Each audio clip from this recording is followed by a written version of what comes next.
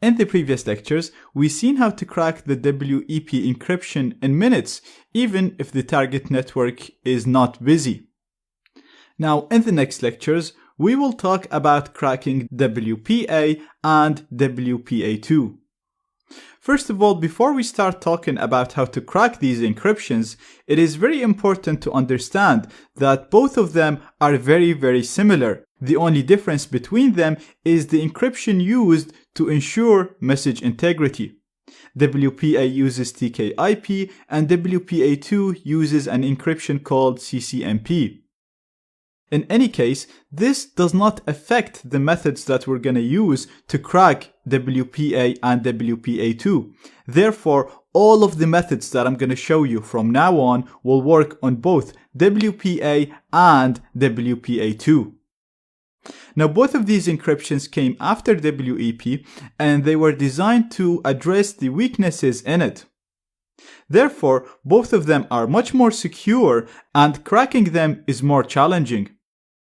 So, before we start talking about how to crack them, I want to cover a feature that, if enabled and misconfigured, can be exploited to recover the key without having to crack the actual encryption. The feature is called WPS. It allows devices to connect to the network easily without having to enter the key for the network. So it was designed to simplify the process of connecting printers and such devices. You can actually see a WPS button on most wireless enabled printers. If this button is pressed and then you press the WPS button on the router, you'll notice that the printer will connect to the router without you having to enter the key. This way, the authentication is done using an 8-digit PIN. So you can think of this as a password made up of only numbers, and the length of this password is only 8. So this actually gives us a relatively small list of possible passwords, and we can try all of these possible passwords within a relatively short time. Once we get this PIN, it can be used to recover the actual WPA or WPA2 key. So as you can see, with this method, we are not exploiting WPA or WPA2. We are actually exploiting a feature that can be enabled on these encryptions. So for this to work, first of all, we need WPS to be enabled on the network because it can't be disabled. Also, it needs to be misconfigured, so it needs to be configured to use a normal PIN authentication and not a push button authentication. If push button authentication is used, then the router will refuse any pins that we try unless the WPS button is pressed on the router. Therefore, the method will not work if push button or PBC is enabled. So in most modern routers, PBC comes enabled by default or WPS will be disabled by default, so this method might not work. But because WPA and WPA2 are so secure and so challenging, it is always a good idea to check if WPS is enabled and try the method that I'm going to show you to crack the network. If it fails, then you can try the other methods that I'm going to show you after the next lecture.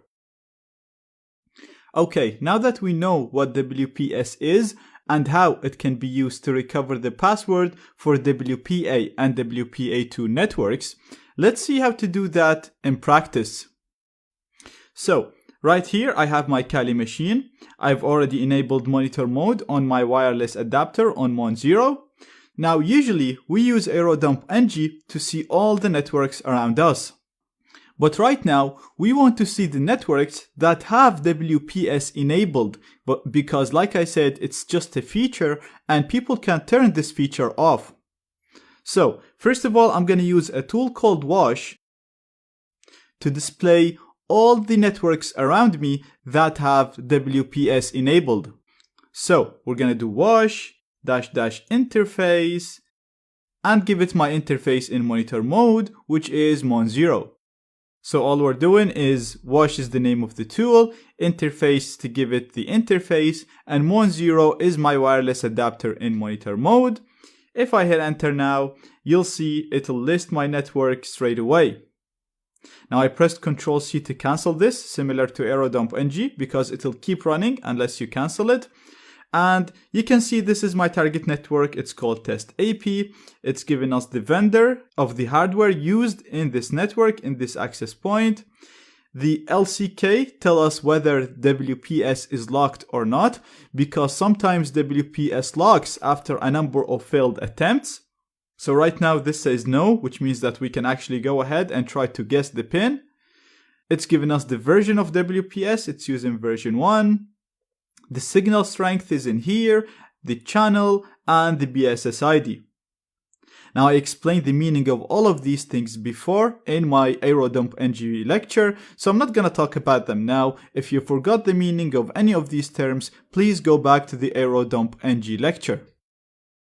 Now, this network actually uses WPA2, so just to confirm this to you, if I go here to my host machine and just try to connect to it, you'll see that it's telling me that this uses a WPA2 password.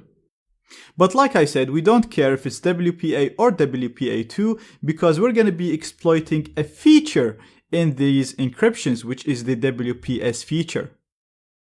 So now that we know our target network uses WPS, there is a good chance that this attack will work against it. The only reason it might fail is if the target uses PBC or push button authentication. Like I said, if the target uses PBC, then it will refuse all the pins unless the button is pressed on the router, and therefore this attack will fail. The only way to know is to literally try this attack and see if it works. So I'm going to copy the MAC address of this network or the BSS ID.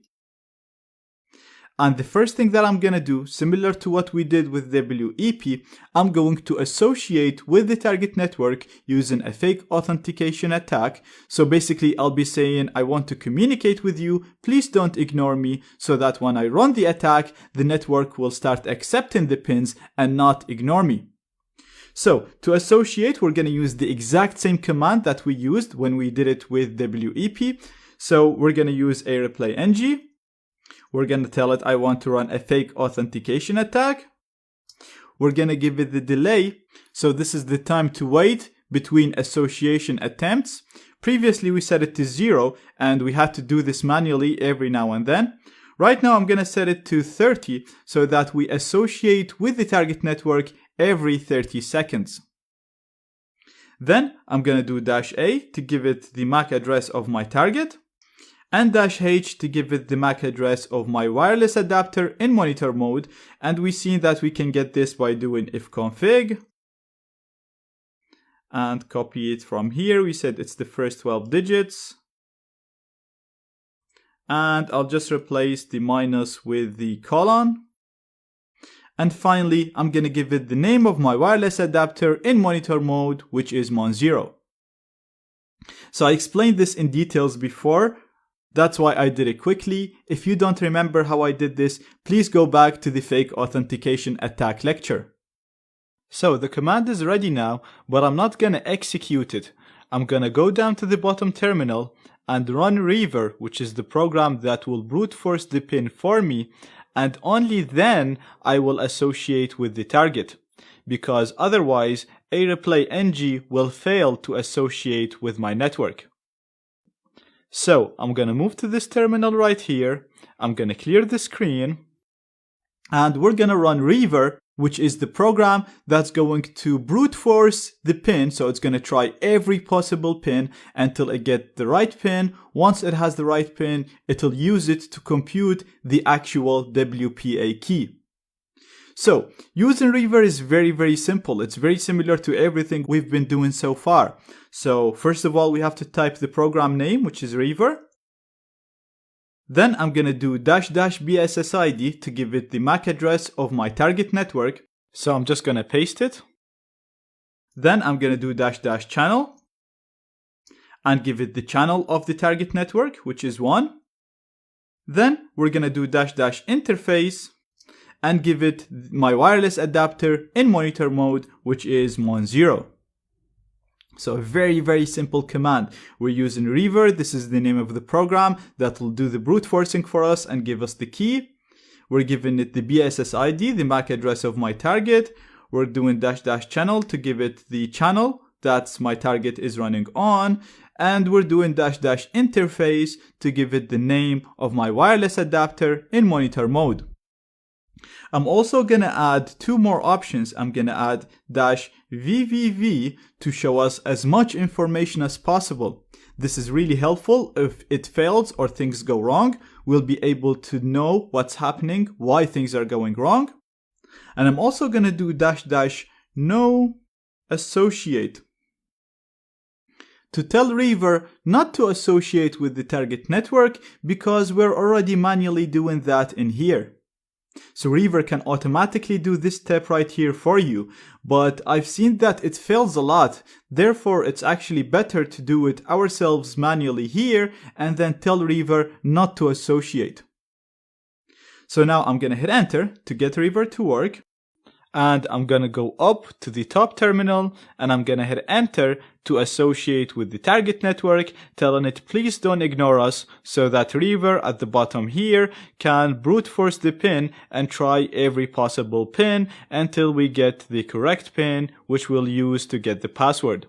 And as you can see right now, Reaver is trying the pin 1, 2, 3, 4, 5, 6, 7. And perfect. You can see the pin was actually 1, 2, 3, 4, 5, 6, 7, 0. So it's a simple pin. It actually came with this pin. So I didn't manually set this pin. My router came from the factory with WPS enabled with this pin. So like I said, this still works, but again, not against all routers. From that, it was able to discover the WPA key, which is UAU RWSXR, and the name of the router is test AP. So I can literally go ahead and connect with this password and I'll be able to connect to the network and see and decrypt all of the packets sent in the air. Now, if WPS is disabled on your target network, or if it's enabled but configured to use push button or PBC, then the method that I showed you in the previous lecture will not work. Therefore, you will have to go and crack the actual WPA or WPA2 encryption. And like I said, when these encryptions were designed, the developers knew about the weaknesses in WEP and they made sure that they properly fixed these weaknesses. They actually did a pretty good job at this. Therefore, we cannot use the same method used in WEP to crack WPA and WPA2. So in WPA2, the keys are unique, they're temporary, they're much longer than what they were in WEP. Therefore, the packets sent in the air contain no information that is useful for us. So it doesn't matter, even if we capture 1 million packets, we can't use them to crack the key. The only packets that contain useful information are the handshake packets. These are 4 packets transferred between a client and the router when the client connects to the network. So, in this lecture, I'm going to show you how to capture these packets, and in the next lectures, we'll see how to use them to crack the WPA or WPA2 key. First of all, as usual, you'd want to run aerodump-ng against all the networks around you. I've already done that, and as you can see, this is my target right here. It's using WPA2, and this is the MAC address. I'm gonna copy it. And the first thing we'll do is just run aerodump-ng on this network and store the data in a file, exactly the same way that we used to do it with WEP. So we're just gonna do aerodump-ng --bssid and give it the bssid of my target, --channel, and give it the channel of my target, which is 1, --write, to specify a file name to store all the data that we're going to capture in, and let's call this WPA handshake, because we're going to capture the handshake. And finally, we're going to give it my wireless adapter in monitor mode, which is mon0. So, very simple command. We've done this multiple times by now. We're using aerodump-ng. We're giving it the MAC address of my target after the BSSID. I'm giving it --channel to specify the channel of my target. I'm using --right to store all the data in a file. This file will contain everything that we capture. So if we capture the handshake, it will be in this file. And finally, I'm giving it the name of my wireless adapter in monitor mode. So now I'm gonna hit enter. And as you can see, AeroDump-ng is working against my target network. And right now, all we have to do is literally sit down and wait for the handshake to be captured. Like I said, the handshake is sent when a client connects to the network. So we'll literally have to sit down and wait until a new client connects to the network. Once a new client connects, we will capture the handshake, and you will see in here AeroDump telling us that the handshake has been captured. Alternatively, we can use something that we learned before, which is a deauthentication attack. We know using that attack, we can disconnect a client from the network. So we can do this for a very short period of time. We can disconnect this client from the network. He will automatically connect once we stop the attack. Therefore, when he automatically connects, the handshake will be sent in the air and we will be able to capture it. This way, we will not have to sit down and wait for someone to voluntarily connect to the network. So, we've seen how to do this before, and it's going to be exactly the same command as we did it before. We used aeroplay-ng, we did --deauth, then we specified a really large number of packets to keep the client disconnected for a long period of time. This time I'm gonna set this to 4 to only send 4 deauthentication packets. This way, my client will be disconnected for a very short period of time. They won't even feel that they got disconnected, but this is enough for the handshake to be sent because they will be disconnected, they will automatically connect, and when they do that, we will capture the handshake. Now, the next argument we want to set is the MAC address of my target. So we're going to do -a followed by the MAC address of my target. Then we're going to do -c followed by the MAC address of the client that we want to disconnect. So it's this client right here. I'm going to copy, paste it here, and finally we're going to give it the name of my wireless adapter in monitor mode, which is mon0. And we are done. Again, I've spent a full lecture on this command explaining what a deauthentication attack is, so if it's a bit confusing, please go back and revise that lecture. Basically, all we're doing is we're using aeroplay-ng to run a deauthentication attack to disconnect this device for a very short period of time. That's why I'm setting this to only number 4. Then I'm using -a to specify the MAC address of my target, -c to specify the MAC address of the client connected to this network, and then I'm giving it my wireless adapter in monitor mode. Now I'm gonna hit enter and keep an eye on this side right here. You'll see the handshake will be captured in here.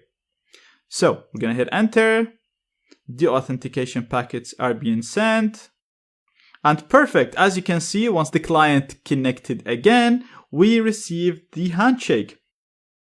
So now we can quit AeroDump-ng, so Control-C, because we have the handshake now. It is stored in the file that we set after the write option, which is called WPA handshake. And in the next lecture, I'll show you how this handshake can be used to get the key for the network. From the previous lectures, we learned that when it comes to WPA and WPA2, the only packets that contain some information that can help us with cracking the key are the handshake packets. And in the last lecture, we learned how to capture the handshake and store it in a file. Now, the handshake does not contain any information that can help us to recover or recalculate the WPA key.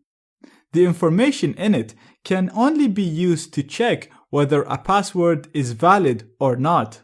Therefore, what we're going to do is to create a word list, which is basically a big text file that contains a large number of passwords. Then go through this file, go through the passwords one by one, and use them with the handshake in order to check whether this password is valid or not.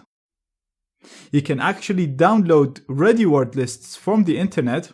But in this lecture, I want to teach you how to create your own word list. And in the next lecture, I'm going to explain to you how the word list and the handshake are used in order to recover the password. And we'll see how to do that in practice. So in this lecture, we're going to learn how you create your own word list using a tool called Crunch. This is a really handy skill to have under your belt if you want to be a penetration tester, because you're going to face a lot of scenarios where a word list attack can become very handy. So using the tool is very simple. All you have to do is just put the name of the tool, and then you specify the minimum number of characters for the passwords to be generated. Then we're going to specify the maximum number of characters for the password. Then you specify the characters that you want to generate passwords from. For example, you can put all lowercase characters, all uppercase, you can put numbers, digits, or you can just specify a smaller number to make the word list smaller. You can also use the option T, which is an optional, to give a pattern. So for example, let's say that you were looking at the person while they were typing their password, and you've seen that the password will start with an A. So you can tell Crunch that the password will start with an A, and then give me all possible combination of passwords that start with an A. And after that, we use the -O option to specify the file name where the passwords are going to be stored. So we have a small little example here that will generate a list of passwords that start from 6 characters to 8 characters and contain these characters right here. So it's going to create combinations of 1, 2, 3, ABC, and the $sign. And it's going to store it in a file called word list. And these passwords are going to start with an A and end with a B. And it will generate passwords based on all possible combinations between the A and the B. So all of the generated passwords will always start with A and end with B. So let's have an example of the tool. Now the tool actually have a lot of options other than what we've seen so far. So if you just type in man crunch, you'll see all the options that you can set, and you'll see detailed description about all of these options. So it's actually really good. You can go ahead and spend some time to get familiar with the tool. Now I'm going to show you the example, and based on the example, you'll be able to run all of these commands. But if you want to run or create some advanced word lists, then I highly recommend that you go over this. One of the really cool options that I want to highlight is the -P option. The -P option tells Crunch to generate passwords that don't have repeating characters. For example, when you specify all lowercase characters, you specify A, B, C, D, it will start by generating passwords made of A, and then A, B, B, and all of that. So when you do this, Crunch will actually ignore these type of passwords, and it will only create passwords that don't have any repeating characters. And that will reduce the size of the word list from the number of characters to the power of the length to the number of characters factorial. If you scroll down, you'll actually see more examples of commands and the type of word lists that will be created. So again, you can have a look on these and get yourself familiar with. Once you're done looking at the man, you can just press Q and you'll be out of it. And we're going to run our command here. So we're going to use Crunch. And I want to generate passwords of minimum of 6 characters and maximum of 8 characters. And I want them to contain combinations of A, B, C. And let's say the digits 1, 2. Now in here, you can actually keep listing things. You can list characters, you can list uppercase characters, or even symbols if you wanted to. Once you're done with listing the characters, we're going to specify the file to save it to. And we're going to save it in a file called test.txt. So the command is very simple. It's crunch, minimum length of the password, the maximum length of the password, followed by the characters that we want to use to generate passwords from, and then O to the file that the passwords are going to be stored in. I'm going to hit enter. And as you can see now, it's telling us that it generated 448,000 passwords approximately, and they're all stored in a file called test.txt now. The size of the file is 4 megabytes. And now I can open this file by doing cat test.txt. And as you can see now, we can see all the passwords that have been generated. I'm going to Control-C out of it because it's a huge file. And as you can see, it actually contains all possible combinations of ABC12. I also want to show you an example of using the -t option. So I'm going to set this to only 6 to 6, so it's only 6 characters. And we're going to use the -t option, which is the pattern option. And I'm going to tell it that I want the password to always start with an A. And then I want you to fill all possible combinations of characters between the A and the B. So I want passwords that start with an A and end with a B. And in the middle, at the @ sign, you can fill all possible combinations of ABC12. Gonna hit enter. As you can see now, the number of passwords is much less. It's only 625 passwords because I've narrowed down the possibilities of passwords. Again, if I do cat test.txt, you'll see that I have all the passwords right here. So this is it. Tool is really useful, can be used in many scenarios.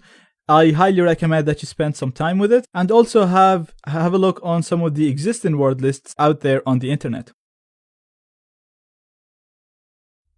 Now, from the previous lectures, we learned in order to crack WPA or WPA2, we need to first capture the handshake and second have a word list which contains a number of passwords that we're going to try, and hopefully one of them will be the password for the target network.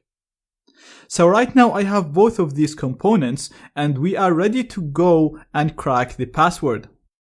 To do this, aircrackng is going to unpack the handshake and extract the useful information. The MIC right here, or the message integrity code, is what's used by the access point to verify whether a password is correct or not. So it's going to separate this and put it to the side, and then it's going to use all of the other information right here combined with the first password from the word list to generate an MIC, another message integrity code. And then it's going to compare this MIC to the one that's already in the handshake. If the MIC generated using this information plus the first password is the same, then the password used to generate this MIC is the password for the network. Otherwise, this password is wrong and it'll move to the next password. Again, it'll do the same. It'll use all of this information combined with this password, generate a new MIC, compare this new MIC to the one that's already in the handshake. If it's correct, then this is the password. If it's not, then it's going to move on to the next password. And it'll keep doing this through all of the passwords in my word list. If any of them generates the right MIC, then this is the password for the network.